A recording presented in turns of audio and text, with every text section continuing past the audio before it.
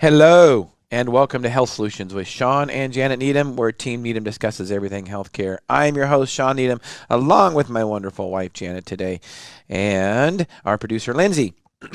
So originally we were going to have Dr. Vance on, and Dr. Vance had a conflict, so we will have him on August 27th.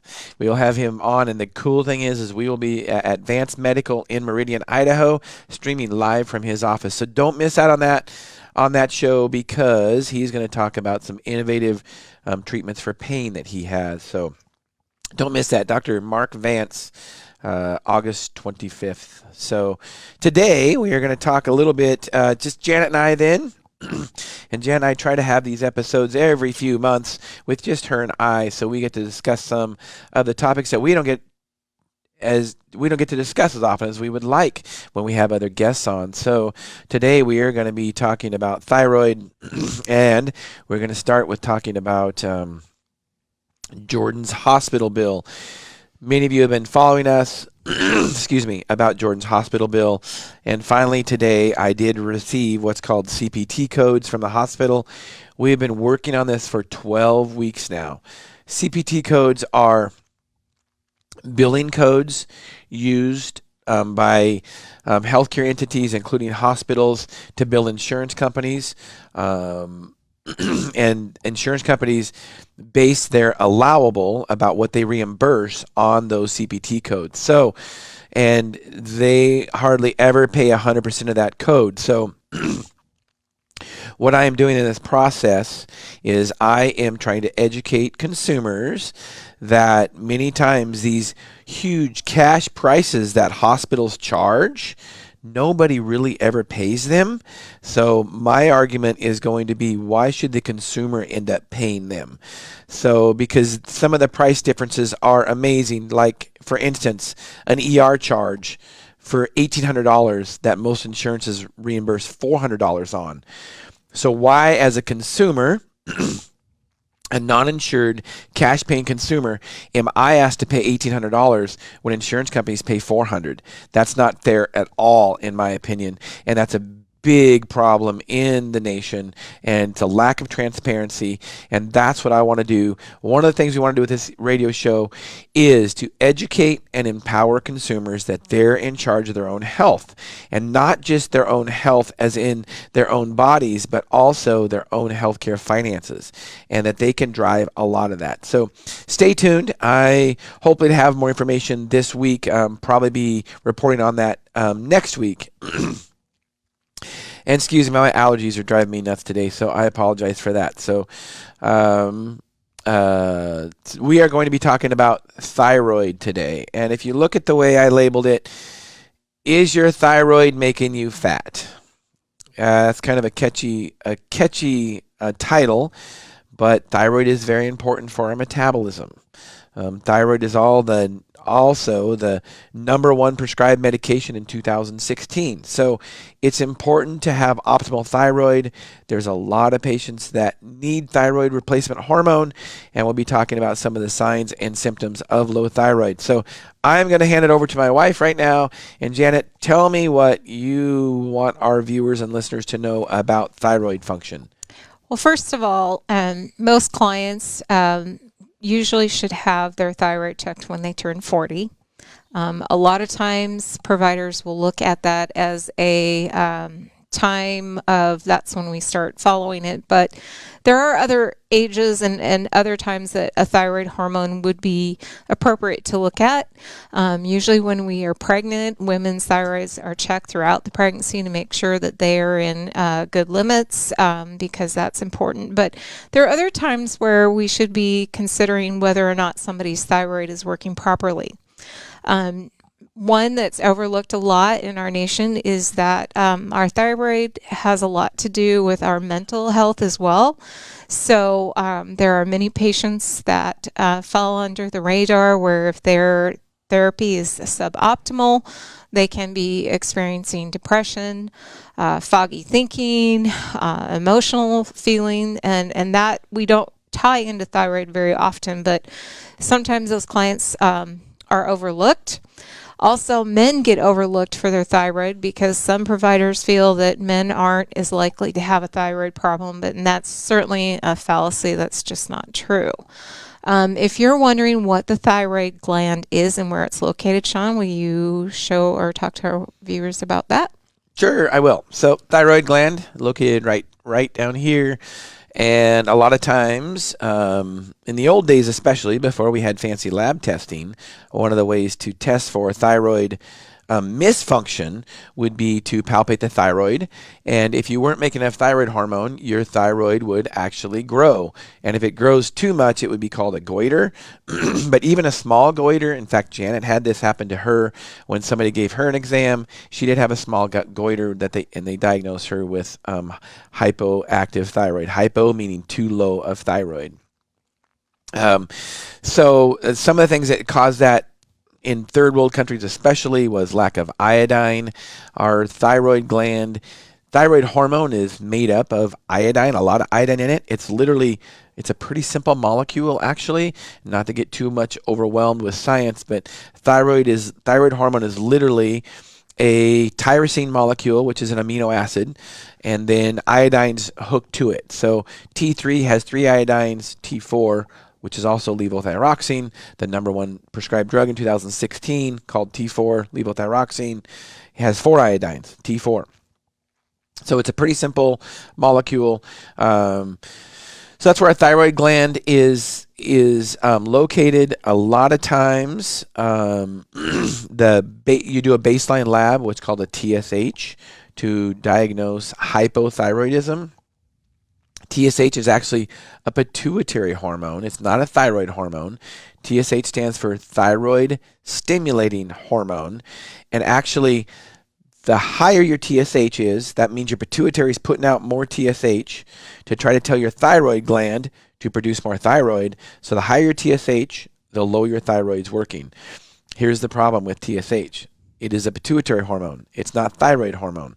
So it's not the best way necessarily to monitor thyroid function.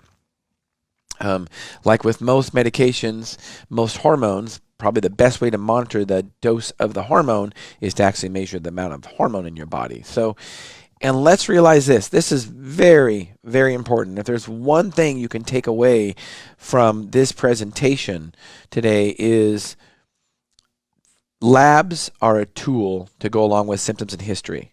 Okay, let's repeat that. Labs are just a tool to go along with symptoms and history. So symptoms are very, very important. What are symptoms of low thyroid, Janet? Well, the first thing I start thinking about is coldness in your extremities. Also, it can be dry skin. It can be hair falling out excessively, or just exhaustion. It could be weight gain.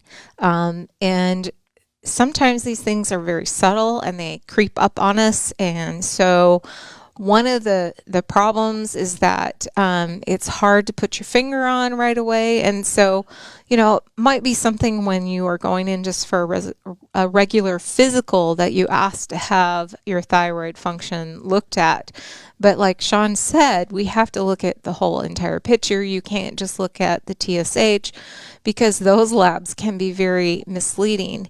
And there are other issues with thyroid that can be very easily fixed. That doesn't necessarily mean someone needs to have thyroid replacement right away, but it does mean that, there's answers that can be brought about if you have the right levels drawn. So that being said, there also, besides low thyroid, there can be high thyroid too. So we call it hyperthyroidism. And so there are different disease states that can happen along with our thyroid. Do you want to go over those, Shawn?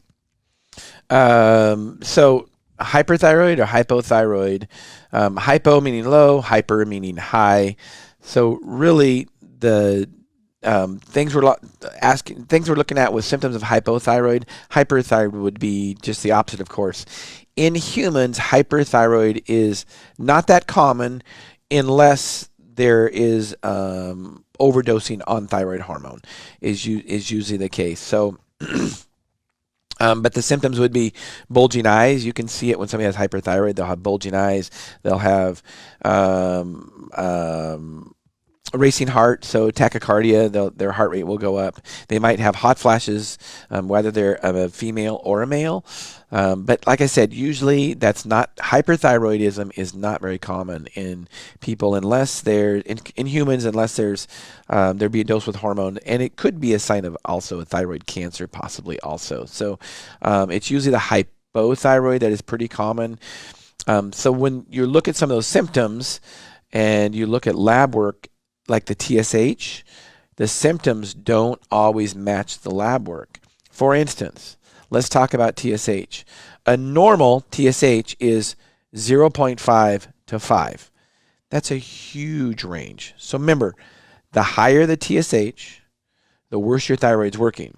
So let's say that you had cold extremities, your hair is falling out, you're depressed, you're gaining weight, you have dry skin. Let's say you have those symptoms of hypothyroid and you check your labs. This is very common. And if there's anybody that's had this happen to them, give me a call. We'd love to hear you. Taking callers 509-537-0411. And you'll be told, your lab will come back and it'll be 4.9. And you'll be saying, well, I don't know what's wrong. Your symptoms are not, your thyroid's normal. So it's not your thyroid function. So, and we see this all the time.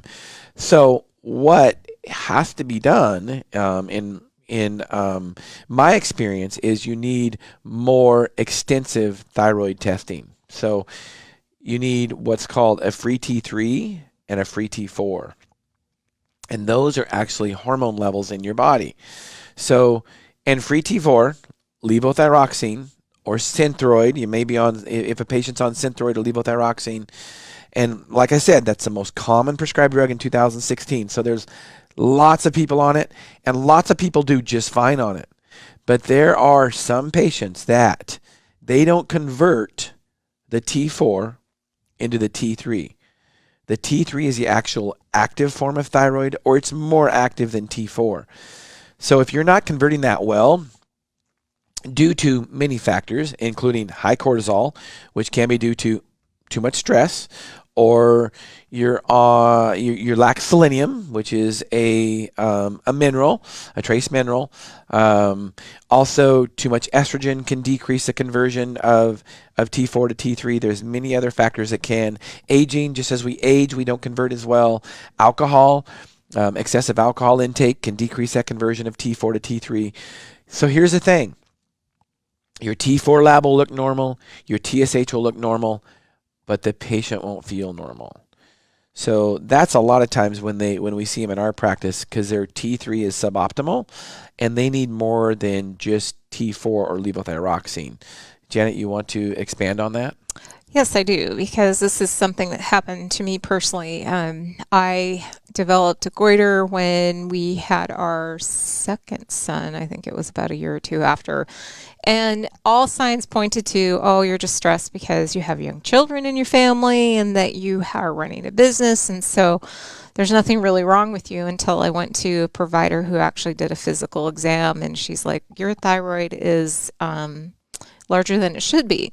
And so we started off with a dose and nothing really happened with the therapy. It just felt like the same thing until we took labs and we looked at it and realized that the deficiency of iodine played into it, and also I needed more active form. So that leads me to other products that are available. I personally started with some Armour Thyroid, and I personally did not like it, partly because Armour has a odor to it. It smells, and in the morning that is not something I really like to have.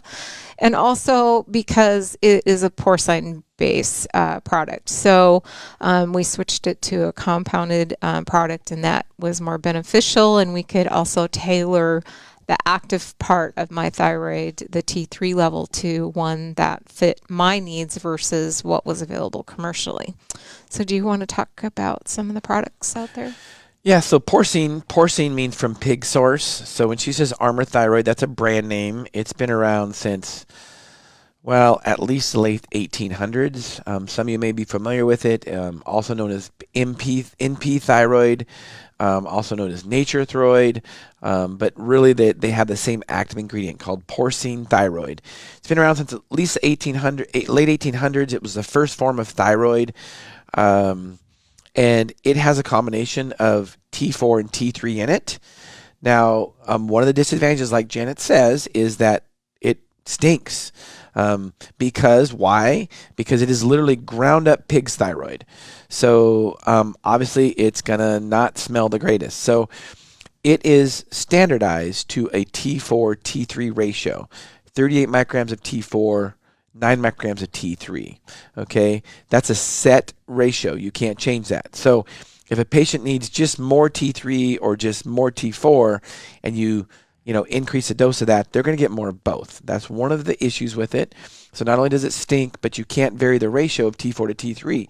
Some patients need a varied ratio of T4 to T3. So it's very important to note that. Another disadvantage of porcine thyroid also is it's short acting. So T3 is short acting, anywhere from 2 hours to 6 hours in the average person. So if you take it at 7 o'clock in the morning, that T3 portion is worn off by 9 o'clock in the morning, possibly. So one of the things we can do as a compounding pharmacy is we can make up a sustained release T3 where it releases slowly throughout the day, more mimicking how your body would produce T3. So that's another disadvantage of the porcine thyroid. And probably, honestly, one of the biggest disadvantages, and I don't see this getting any better, was porcine thyroid was around before the FDA was. Now, why do I mention that? Well, because the FDA they grandfathered this in. There's a lot of drugs that are grandfathered in prior to the FDA. One of them is codeine. One of them is acetaminophen, aspirin. The list goes on. There's a lot of drugs that we've been using for hundreds of years, literally, that were around before the FDA. So it was approved. It was never approved by the FDA. So the FDA kind of frowns on that, and they do everything they can to try to stop the importation of that chemical. So anybody that's been on porcine thyroid, whether it be Armour, whether it be Nature Thyroid, NP Thyroid, take your pick. Anybody that's been on those consistently, they realize that there is a sourcing problem. Right. Many times pharmacies will not be able to get it. And we used to source it. We used to compound it. And we realized that it was going to continuously be a problem. My guess is that if the FDA has their way, it will completely be off the market. Because they want to use a commercially available FDA approved product. So even though I don't think porcine thyroid is bad necessarily, I just don't see it being an option in the near future. There's going to always be sourcing problems. We decided not to source it because it was getting so difficult, and we had an alternative. So our alternative was to make up a combination product of T4 and T3. And that seemed to solve a lot of people's problems. So that's kind of the history of porcine thyroid, and a little bit about the thyroid. So why did we say that? Is your thyroid making you fat? So Janet, will you respond to that a little bit? Well, if your thyroid hormone is not optimal, then your metabolism is lowered. And so you start storing. And that's a problem as we age. And of course, as we're reaching our 40s and our middle age, we already are losing some of our metabolism just as we age. So if you're not feeling optimal, of course, you're not sleeping well. That's one of the things that thyroid improved from myself, is a better sleep pattern. So you start going down this whole cycle of, I'm not sleeping well, I'm not recovering well at night, my cortisol is not at the right level it should be throughout the day. And if your energy level is down and you start making poor choices, I would assume that comes along with that cortisol issue. It just becomes easier to put more weight on. And we don't want to keep doing that over time, because slow weight gains over years adds up. And especially as we start having more chances of disease or chronic disease setting in as we age, we want to prevent doing that. And Personally, I think probably one of the easiest things to fix for a patient is thyroid, because it's easy, it's effective, it's safe, it's what your body makes. Typically, your body will make it and it will release it first thing in the morning. That's one of the reasons why you take it in the morning. There's also some other things that you can do with taking it that is really important. Always take it on an empty stomach. If you're not doing that, you need to start doing that. Plain glass of water.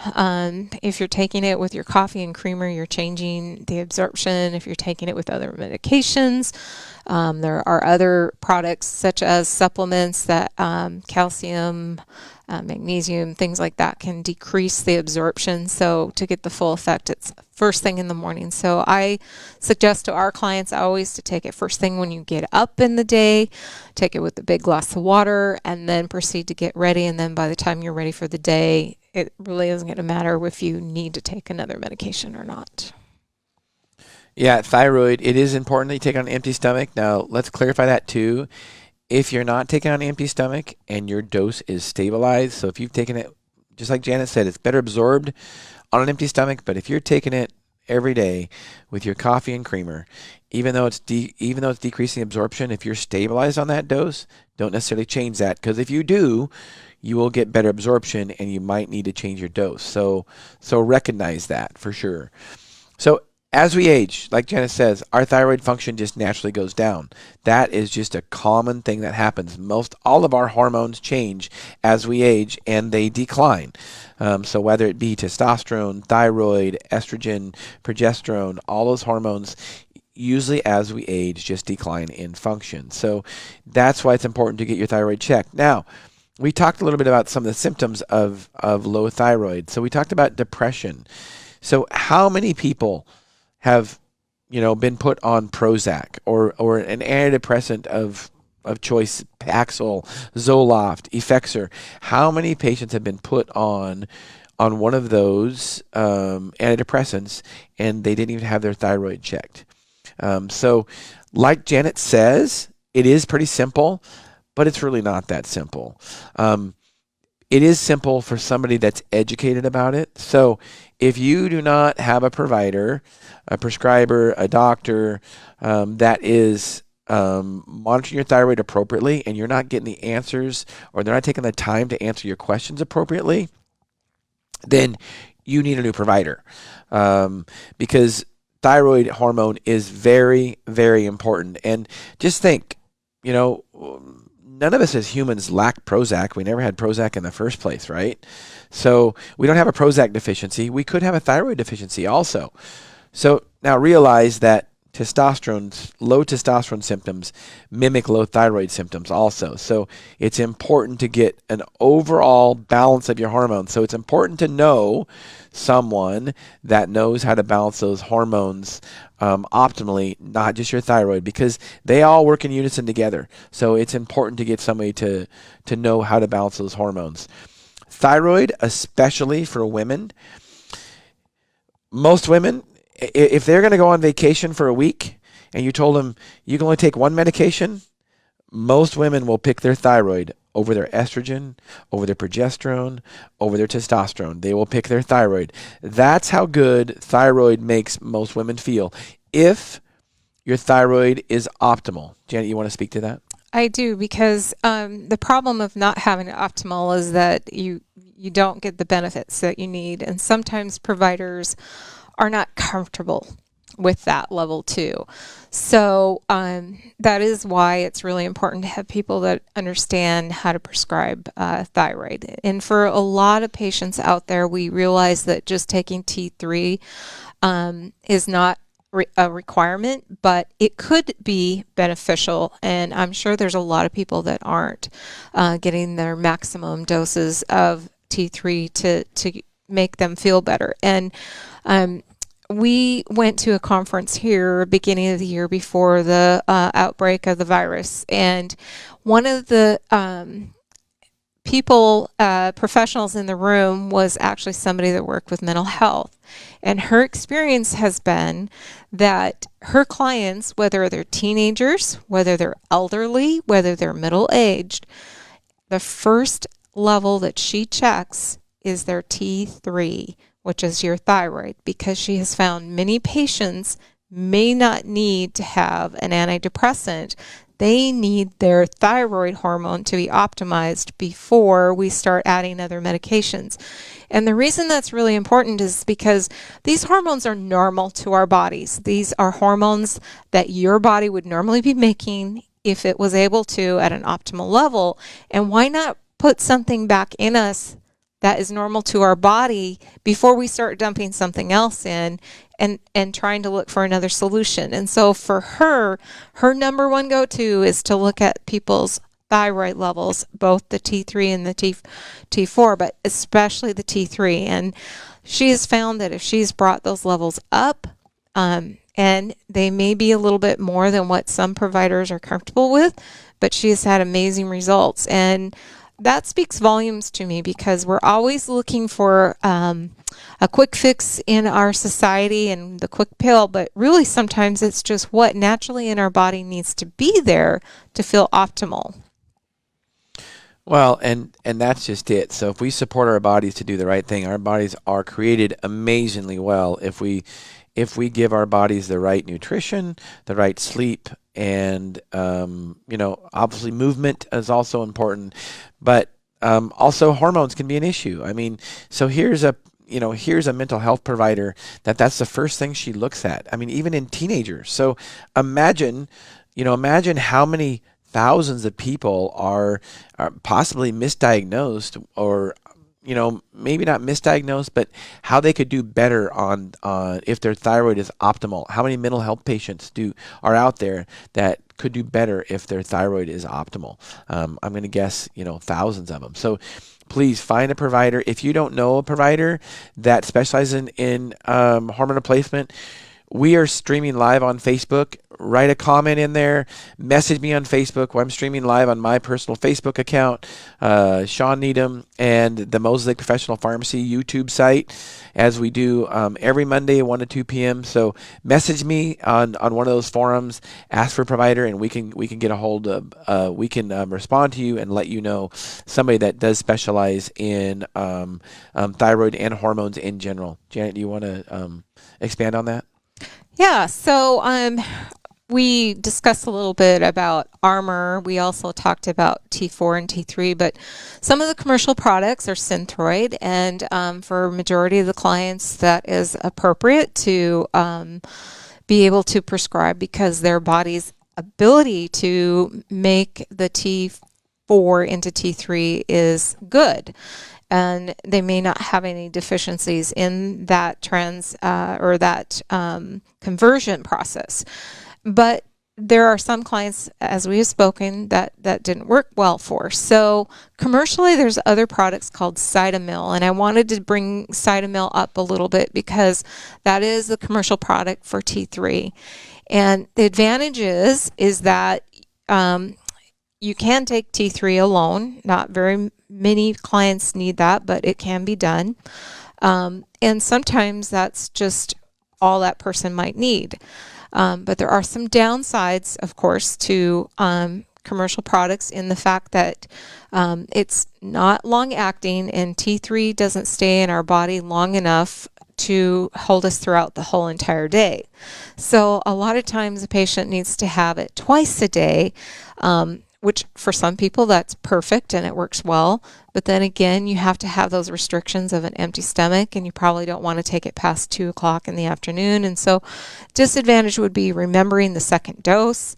And also, what if that dose is not available commercially? So that leads us back into compounding. And that's what we've been doing here at Moses Lake Professional Pharmacy for 22 years. Our mission is to educate people to achieve optimal wellness by creating personalized solutions without insurance interference. And we have been focusing on hormone replacement for that many years. And Janet and I have a passion for this subject. We talk to patients and providers all day long about hormones, and we really love it. Why do we love it? because we feel that we are making a difference in people's lives. We are actually fixing problems instead of just treating symptoms. It is really, really rewarding what we do every day. Janet, you want to expand on that? Yes, I do, because in a compounding pharmacy, whether it's ours or somebody else's, they can make the dose of the T4 and the T3 in a special dose for you individually. So, for example, for me, my T4 and T3 levels might be totally different than somebody else's, and so it's custom to what my needs are. And also, we put ours in a sustained releasing capsule, so I don't have to take that second dose in the middle of the day when I'm at work or trying to remember, not to take it on an empty stomach or that. So that works well for my lifestyle. That may not be for everybody, but that is truly an advantage. And if I need to have my dose adjusted, it can be customized to me. So the sky's the limit. You can have multiple types of dosing done for many different people because they're all custom to that person. And that's the beauty of having relationships with your clients and your providers in our type of setting, because custom pharmacies that compound usually have good relationships with providers, and we have discussions. We look at labs together. We talk about what the patient's needs are. The patients also are welcome to discuss those things with our staff. And many times we will receive a lab, and our pharmacist, whether it be Rachel, Shawn, or I, will go over those labs, have communication with our clients as to what their symptoms are, how they're feeling, when the labs were drawn, and then make some recommendations with their provider as to how to continue therapy. Well, so let's speak about labs, and let's speak about symptoms and history, which I'm going to go back a little bit because I already talked about this once, but let's realize that a lot of these labs, these fancy labs that we have, thyroid being an example. So I talked to you about porcine thyroid. It's been around since the late 1800s. Well, do you think that we had a good way of checking thyroid function in the late 1800s? No, we didn't. Not by a laboratory means anyway. We didn't have a lab test for it. We didn't really start having any kind of lab test for thyroid with any kind of accuracy, honestly, until like the 70s probably. And even then, that was the first TSH, and even then it wasn't as sensitive enough, so they had to change that a few years later. But realize this. Thyroid's been around for over 100 years, but we've only had labs for like 40 years So there again, your symptoms and history are more important than labs. And if you talk to some old-time physicians that did this before there were any laboratory values around, what would they do? They would palpate the thyroid. They would ask about symptoms. They would ask about history. They would put them on a trial of thyroid, and they would see how they did. If they didn't have side effects, but they felt a little bit better, they would increase the dose. So there again, labs are a tool to go along with symptoms and history. They are not black and white. And that goes a lot for not just thyroid, but all kinds of hormones. So what other hormones are important when it comes to thyroid function? Progesterone is a hormone that is important when it comes to thyroid function. Why do I say that? Well, progesterone helps the thyroid to work optimally. And you'll see many women that are on levothyroxine only, and they might not be converting to T3. They may or may not, but you still see that they have low thyroid symptoms. And how can you see this? You can see this when you just look at them. A lot of times they'll have like baldness, or they'll have thin hair, and you can see that in them. And a lot of times that's lack of progesterone. Janet, you want to discuss that a little bit? Yeah, so it's a little bit more than just lack of progesterone. It's an imbalance of hormones that's setting in for this person. It can start early in life. We do have some patients that start in their 20s just having too much estrogen from the beginning. But clearly, when we're talking about this particular scenario, their estrogen levels are much higher than their progesterone. And really, we want a balance. And I think that's the most important thing to take from this, is that we want appropriate balances that are natural to our body. So if one is way higher than the other, then a dominance appears. And so getting the progesterone in this scenario back to a normal level in respect to the estrogen levels allows the thyroid function to be more appropriate even while they're supplementing. So if you have somebody out there that, you know, their labs look normal and but their symptoms aren't, it could easily just be that they have too much estrogen storing in their body or being in their body versus the appropriate level of their progesterone. And so that, I think, is one imbalance that's overlooked a lot. Yeah, it for sure is. I think, you know, I did an episode on our podcast a few months ago, and it was called Progesterone, the Forgotten Hormone. You know, progesterone, we didn't learn a lot about it in pharmacy school. We didn't learn, most doctors don't learn a lot about it. And let's just get this straight as far as progesterone versus progestins. Here's another thing, and actually this is more important than what I told you about labs being a tool to go along with symptoms and history. This is very, very important, and if you know this, you'll know more than most doctors and most pharmacists do about this. So progesterone is not equal to medroxyprogesterone acetate, i.e. the synthetic progestins. They are completely different. But they are looked at many times. I'll see it in scientific journals, you know, even tertiary books like my Goodman and Gilman pharmacology book will list progesterone and progestins in the same category. Synthetic progestins are birth control pills. They help prevent pregnancy and have a lot of side effects. And progesterone actually helps to support a pregnancy. So they're completely different, even though they are categorized as the same in much of the literature. You need to know the difference, because most times a lot of doctors and prescribers and many pharmacists, most pharmacists don't know the difference. They don't realize how differently they are created. So progesterone.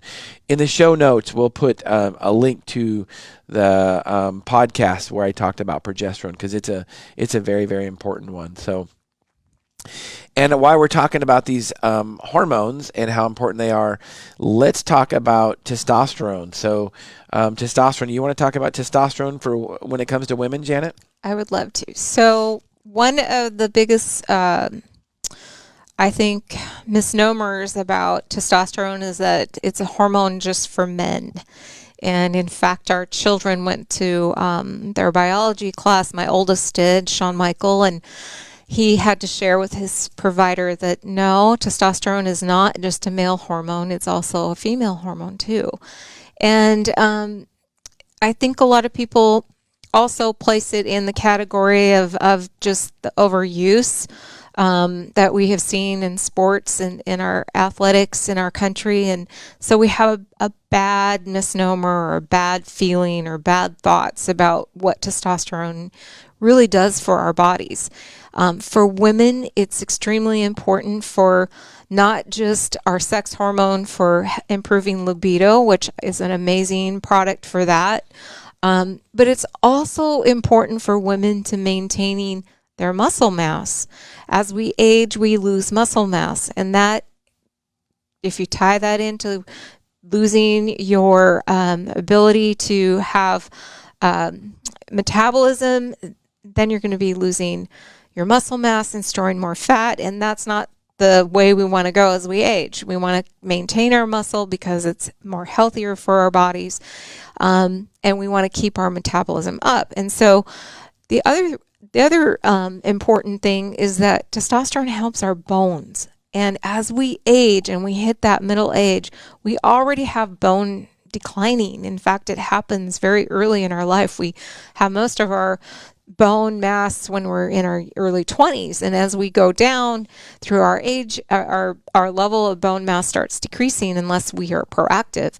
And so if we can take away from testosterone, let's make sure our bones are healthy and strong, and testosterone helps with that.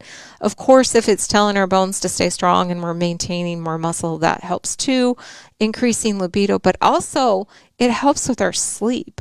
A lot of hormones, including progesterone and testosterone and thyroid, help with our sleep patterns. So if we are recovering and we are sleeping well, our cells are turning over and getting rid of the bad things in our body and recouping. We're rebuilding our muscle. We're rebuilding our bones. I have another side to testosterone that's really important as we age. Our uterine tissue, our vaginal tissue, our bladder, all those tissues as women need hormones.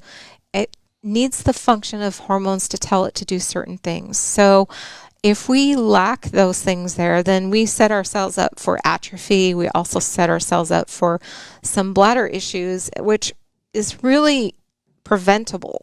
So if there's one thing you can take away, we can prevent some of the aging process by making sure that we have the right things in our body that our body made, but maybe is not able to at this point, but we're just replacing it. So as we talk about testosterone, the first thing women will say is, well, I don't want to grow a beard. I don't want to grow a mustache. Believe me, you're not going to.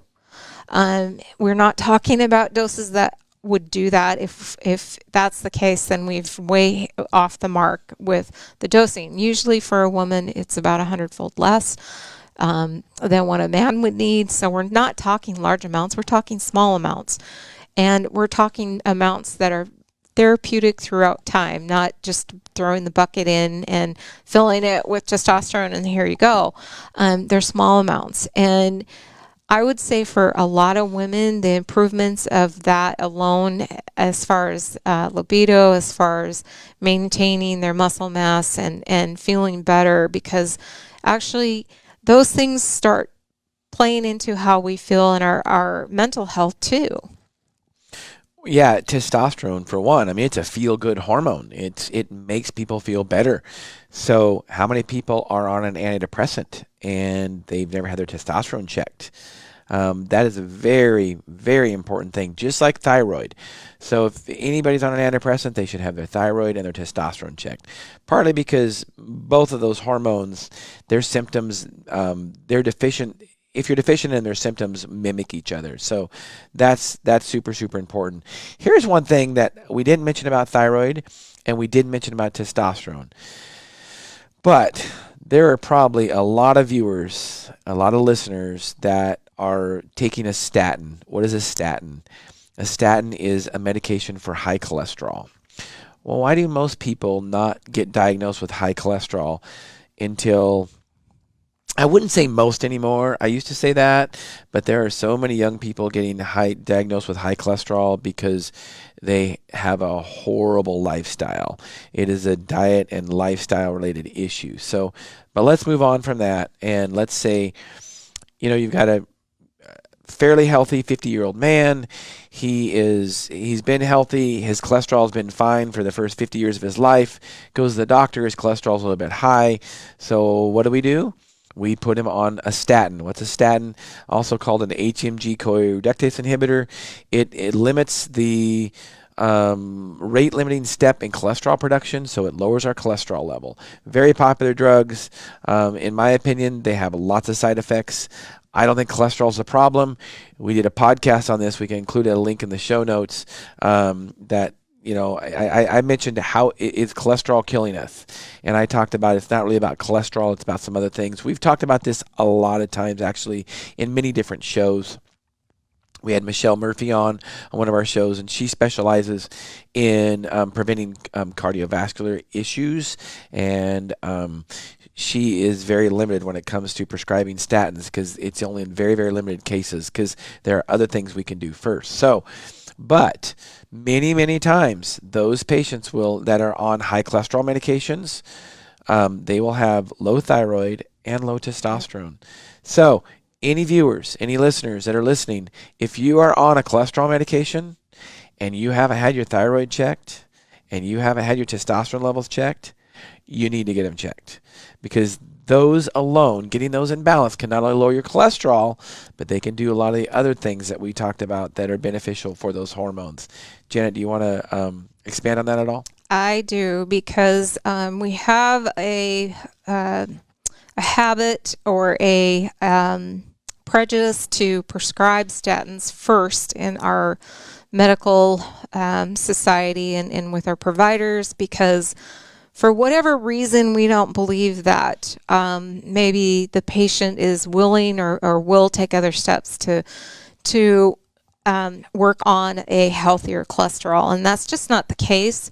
I think Shawn and I have thousands of patients over the years that we've been compounding and working with wellness that can testify that they took their health seriously and they made changes, whether it would be in their activity levels or their eating habits, their overall cortisol levels. I mean, anything that went into that. So that being said, medications have side effects.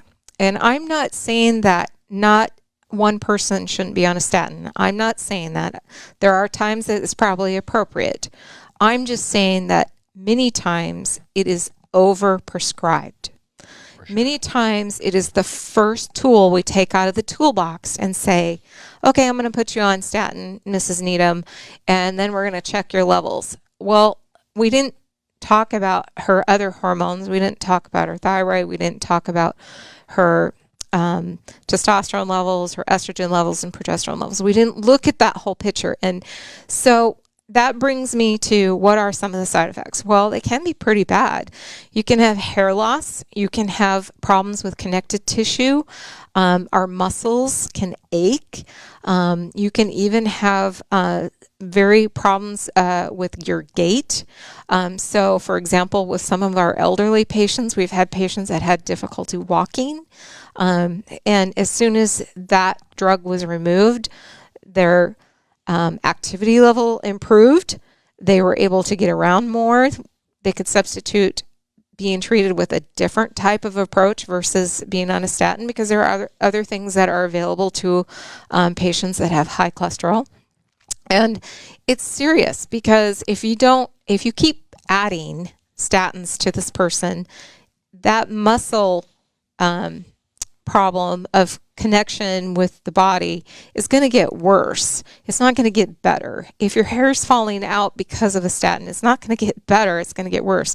So that concerns me. And the other concern I have is a major problem in our society is dementia and Alzheimer's. So one of the basic things that our brain needs is cholesterol. It needs it for its function. If we have too low of cholesterol, our brain is going to have a deficit of it as well.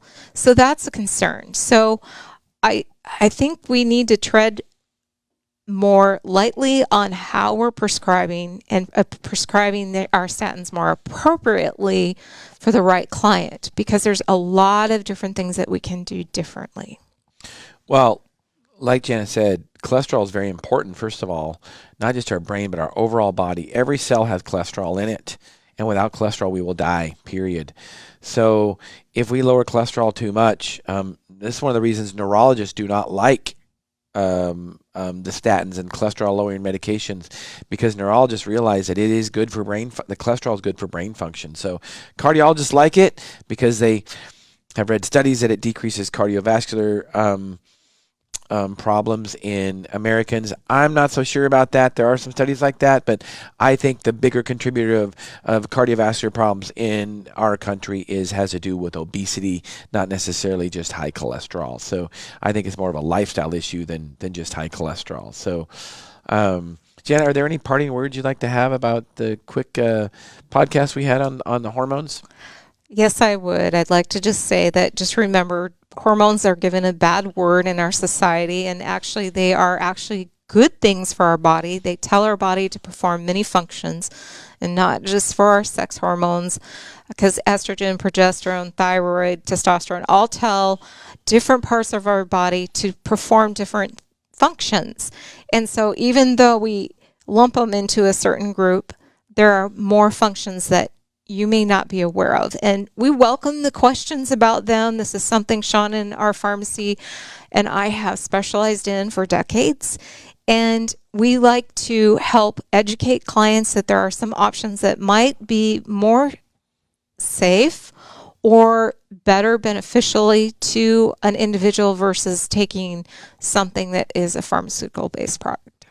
Yeah, and we have lots of educational videos out there on our podcast forum. So go to our YouTube site, the Moses Lake Professional Pharmacy site, or just Google Health Solutions with Shawn and Janet Needham, and our site will come up. We have lots of different videos on hormone replacement specifically because it's what we do. It's what we do every day, and we really love it. So that concludes our podcast today. Thank you for listening. Thank you for viewing. Do not miss out Monday. It is going to be probably our biggest episode ever. I am super excited to have him on. Spike Cohen, he is actually the vice presidential candidate running for president of the United States of America. Yes, I said that. He's a libertarian candidate. He'll talk a little bit about what libertarians are. We had a libertarian on our podcast a couple times that's running for insurance commissioner, Anthony Welty. And Anthony, if you're watching, hello, Anthony. And tomorrow's the big day for you. But Spike's going to be on. I was introduced to Spike through Anthony, and it was a great introduction. And at the time, he had not been nominated to be the VP candidate. He's running with Joe Jorgensen, who is the presidential candidate. And Spike had some interesting insight about healthcare. One thing he mentioned was he talked about how the government instituted a policy back in the 1940s with